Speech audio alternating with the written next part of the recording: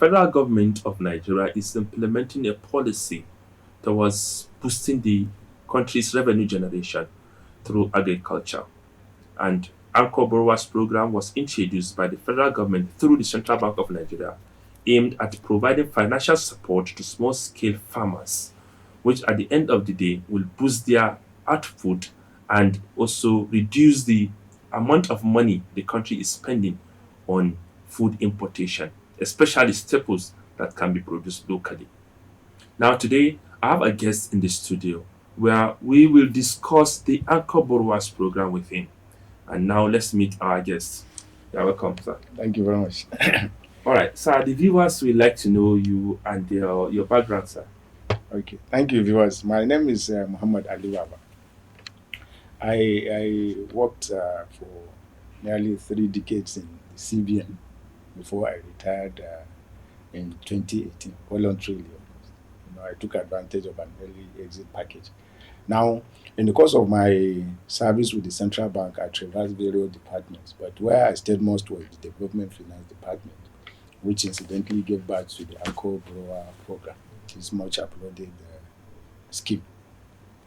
And as you very well know, our viewers might be aware, this Anchor Borrower program was formally launched in 2015 by the president in KB, we will all recall, and it has had a tremendous impact so far on agriculture, particularly rice.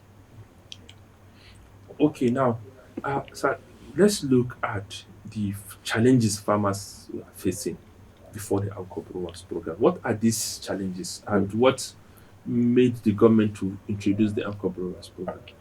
Now, well, farmers are faced with various challenges. Everyone knows. It's been established that the nation is largely fed, locally. The local production is largely, done by the smallholder farmers. We hardly have few, large scale, farms, as we have in Europe or elsewhere. But so these farmers, over time, especially with the discovery of oil, everyone has repeatedly lamented that we turn our back on agriculture. We can all recall that prior to the discovery of oil, the mainstay of the Nigerian economy was agriculture. Then we had regional system, and then you had, granite pyramids in Kano. You have cocoa in the southwest, and then of course palm kernel in the east, and its revenues from exports of these cash crops that was sustaining the country. And of course, locally too, we had limited or no need for food imports then. We were largely feeding ourselves. Now, it's these small scale farmers, the smallholder farmers, that were largely responsible for that. Now, like I said, with the advent of oil, our governments unfortunately turned their back on agriculture. And then, of course, with it, a myriad of challenges faced the smallholder farmer, chief of which largely is resources. They became merely subsistent, from hand to mouth. They produce the little they can. Of course, they will take some to the market and then largely rely on the balance to feed themselves. So, and access to, technology, like improved and hybrid seeds was a challenge. The extension services too, eventually, where knowledge is transferred, because life generally, especially in agriculture, is dynamic. So new knowledge is needed to be imparted. But with this neglect of agriculture, even extension services dwindle. Now there also issue of course, mechanization. It became a challenge. The drudgery of hoe and cutlass agriculture became a challenge, and increasingly, since agriculture wasn't that sexy, it wasn't attractive to the youth. So the aging, the smallholder farmers started aging, and then there were no successors or replacement from the youth, because that drudgery was very very discouraging to the youth. So these were the kind of challenges that, of course, they made, especially, like I said, the resources to even access where some of these technologies or requirement, the basic needs were available. So the resources were also not there. Of course, the CBN over time had, as far back as 1977, had introduced what is called ACGS, Agricultural Credit Guarantee Scheme, But the agricultural credit guarantee scheme, just like the name implies, merely guarantees loans to smallholder farmers. But like I said, this neglect of agriculture permeated the entire strata of the Nigerian economy. So even the financial sector itself had turned its back on agriculture. So increasingly, even the expertise in the sector to address agriculture was missing because they were not paying attention. So there wasn't capacity within the financial system to assess agriculture and to support it. So you have a tendency where the sector was seeing agriculture as largely too risky. So what SCGS was doing was that loans extended to these smallholder farmers was guaranteed up to 75%, And then in order to also encourage the farmers to pay, they introduced what was called interest drawback. But like I said, this scheme depended on the banks using their funds. But Okay, since that's like the commercial bank. the commercial banks, using their funds to fund. But since, like I said, most of them regard agriculture as risky, and then the capacity to even attend to this small, they are too small, so they are not an attractive proposition to the banks. So increasingly, even the SCGS became less and less attractive, and it turned out that if you actually critically review, eventually before the advent of Anchor Borrower, the loans were actually going to civil servants because the banks, in order to cover themselves, were interested in steady flow of repayment, sources of repayment. So any just civil servants will just line up and claim to be into farming, and then they give them agri loan. So irrespective of whether they did the farming or they made any harvest, to their salaries will pay. So that's what the banks eventually resorted to. So, like I said, even the ACGS became an issue. Of course, others were introduced, like the commercial agri credit scheme too, but that was for high-end, investors and commercial practitioners in agriculture. So most of those funds likely went to either food processing or, at best, poultry. Still, the food producers, the smallholder farmers, weren't attended to. And then, of course, came the birth of Anko No. program. Oh, okay. Then even before the Anchor Brewers program, there was also complained by the farmers that the interest rates in which these commercial banks are giving loan is beyond the capacity of a smallholder farmers. And two, again, the issue of protocols, the channels that will follow. Mm. So does Anchor Brewers program address these two issues? Yeah, it does substantially. For me, that has been the best program so far, pertaining to smallholder farmers, because virtually all the challenges that they faced, was addressed. First and foremost, like I mentioned, one or the other leg of the SCGS I mentioned was actually what was called interest drawback. So banks could extend, loans at their commercial rate, but under the SCGS, there was an interest rebate. So eventually, farmers that took and repaid as at when due, they got a rebate of nearly 40% of the interest they had paid. So it was an incentive for them to do. But like I said, largely the other leg of it was the protocol. These smallholder farmers are in the rural areas. Most of the banks are in the urban centers.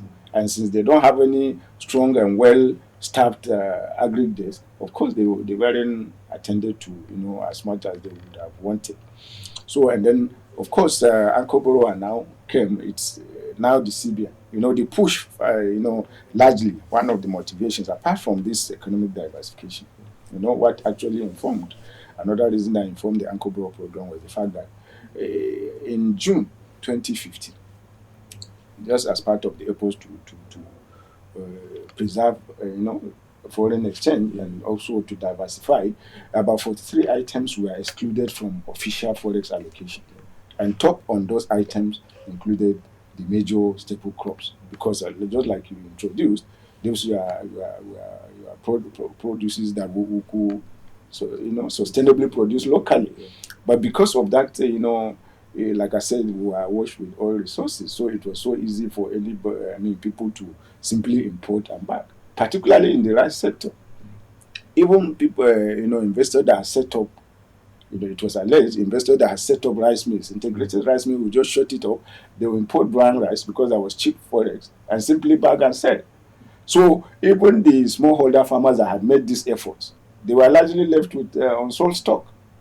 In fact, I can recall, I often cite this instance. In Bacolori, when we met with some old farmers at the irrigation scheme, one old farmer I often recall, he was wondering, say, you are now proposing to give us more funds to farm. See what we had produced was not being bought. Because then, like I said, even the integrated mills were importing brown rice and simply polishing and bagging. So it's only the small scale, processors within those localities that were the main customers. So they had glut as at that time, and paddy then was selling from 3,000 to 3,500. So the old man pushed back when he was, trying to entice them. Said, see what we have produced has not been, but why do you want to produce more? He also asked a very second and very telling question. He said, they understood that this Thailand is thousands of kilometers away from here, and the Far East. Say, how come from that distance this rice will still come here and be cheaper than our own? So he asked us, are they giving them for free?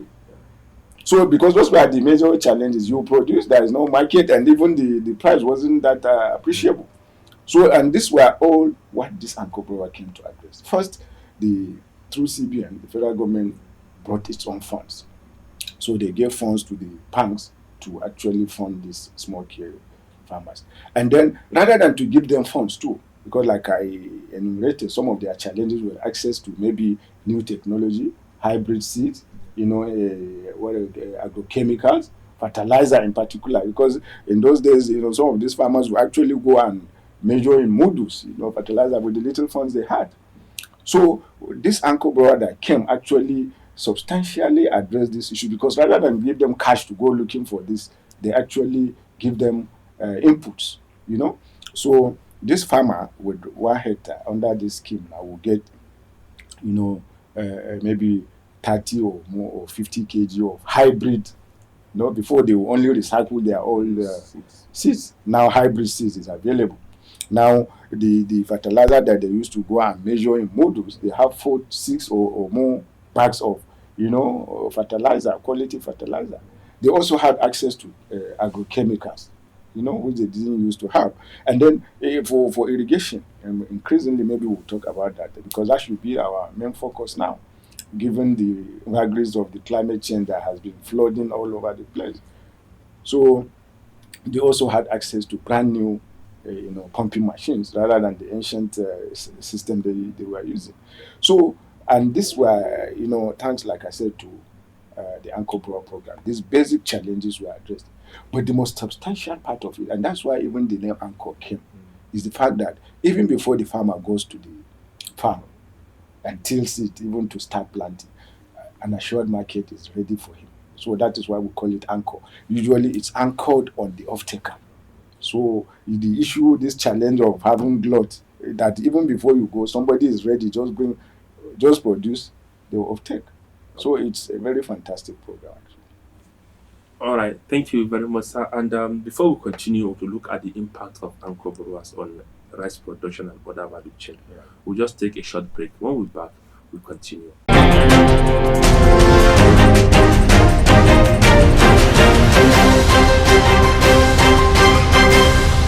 You are just joining us, we are discussing the anchor borrowers program of the Central Bank of Nigeria. And my guest today is Mohammed Ali Baba, a former staff of the Central Bank of Nigeria. Sir, we discussed the issue of the anchor borrowers, a background that you just gave us. Now, let's look at the impacts now. From 2015 to date, about 5 years. Yeah. What has been the impact of these anchor growers to rice production? Let's start with rice. Yeah, well, rice production, like we very well know, has substantially local rice production. Just like we have enumerated the challenges. Now, with the withdrawal of official forex from processors, they had no choice but to look inwards. So, and then of course, virtually then at the beginning, maybe there were less than maybe 20 or 30 integrated rice mills. But now, God knows how many there are. I don't have the statistics, offhand now. But virtually everywhere is replete with integrated rice mill, and of course, even the small scale rice mill. Now, then at the beginning, the gap was estimated maybe that too I won't be precise, but 5 million or more metric tons that were substantial, the consumption rate, That's the the gap the between gap between production production and of and course consumption. and consumption was a substantial gap that has been, even the latest, FAO report indicates that most of these gaps has actually been closed. That now, especially, and you may recall that not nearly a year or so now, the borders have actually also been closed because part of the challenge we had, which I couldn't mention, was smuggling, whereby our neighboring countries had become a dumping ground where they transship, largely illegally in order to avoid the duties and, of course, paying the applicable duties and levies. So all that has now shut extra inflow of rice, so that if you must import, first you have to have your own forex, and two, you have to use the ports. So, and then of course, in fact, let me, as in terms of impact, Yes. now I will just do a small analysis. Okay. First, like I said, when we started, a bag of paddy, that's part it was 3 to 5,000. I mean 335. Now, the first impact is on the farmer because at the end of that season, this same farmer that couldn't sell at 3,035 had an appreciation of nearly 300% because at a point the same bag of paddy rose to between 9 and 12,000. So for him, the immediate impact is an improvement in income inflow, and then of course, given that he now has all the works, hybrid seeds, adequate fertilizer, and of course, improved technology. Even his productivity had risen between 2 and 3 times.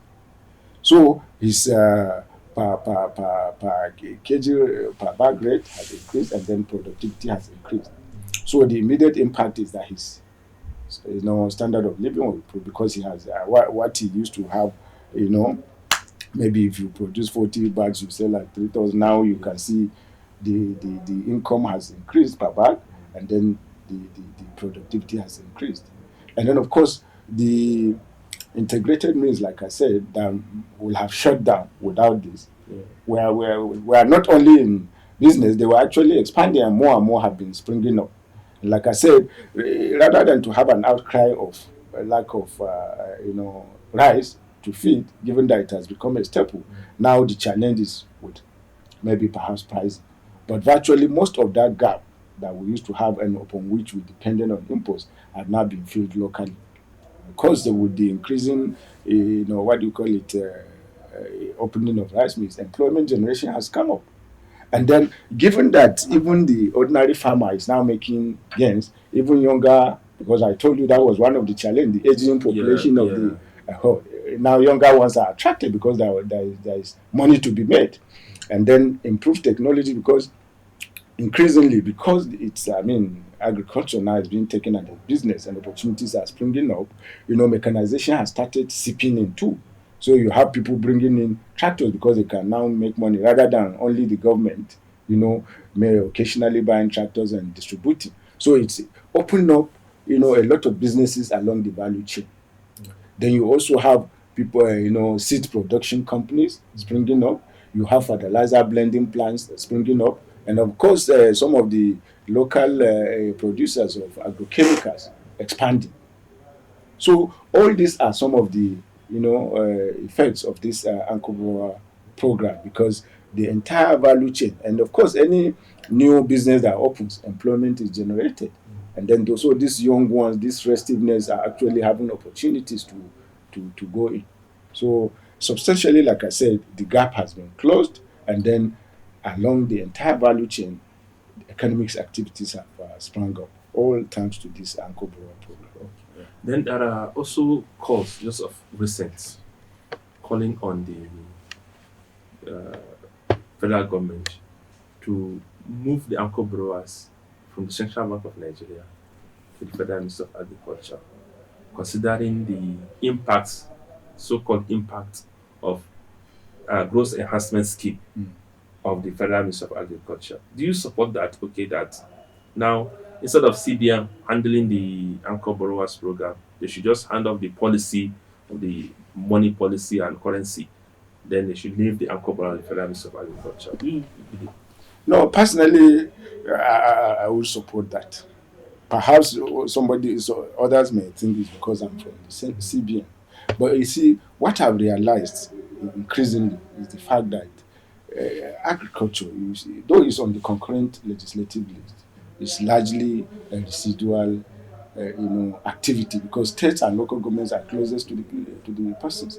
So it will, much as I also participated in the GES, it was a runaway success, so to say. It had its own challenges, but my problem is that um, schemes that are managed by the ordinary civil servant are bound to be met with challenges because at the moment, the last I was at the last public hearing on you know is it Rice Development Council bill. Okay. Uh-huh.